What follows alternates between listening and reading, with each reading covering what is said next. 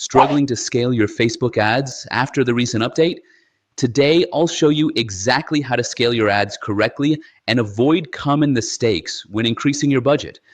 First, we all know ads have a learning phase. Many people assume that once the learning phase completes, everything will perform perfectly, but that's not true. If your ad isn't optimized from the start, scaling later won't give great results. After launching your ad, give it at least 24 hours to gather data before adjusting budgets. Make sure your creative is solid before you scale. Now, imagine you have two ad sets, ad set A and ad set B. Ad set A has been running for 3 days, and the cost per purchase is $3, while B is performing at a lower cost.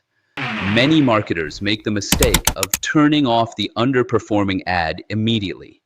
But then the cost of B can slowly rise. Why? Because A was converting certain audience segments and B was benefiting indirectly. That's why you shouldn't just turn off ads. Scale carefully. So how do you scale correctly?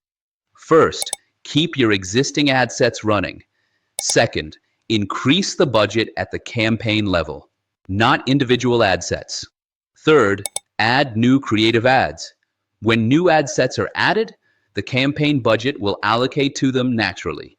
This balances pressure across your ad sets, ensures proper scaling, and increases sales without spiking costs.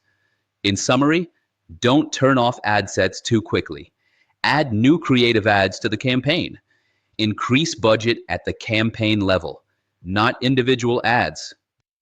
Following these steps ensures proper scaling even after the latest Facebook update, helping you get more sales while maintaining cost efficiency. I hope this video helps you scale your Facebook ads successfully. Hit the like button, subscribe, and comment below to let me know which step you'll try first. Thanks for watching.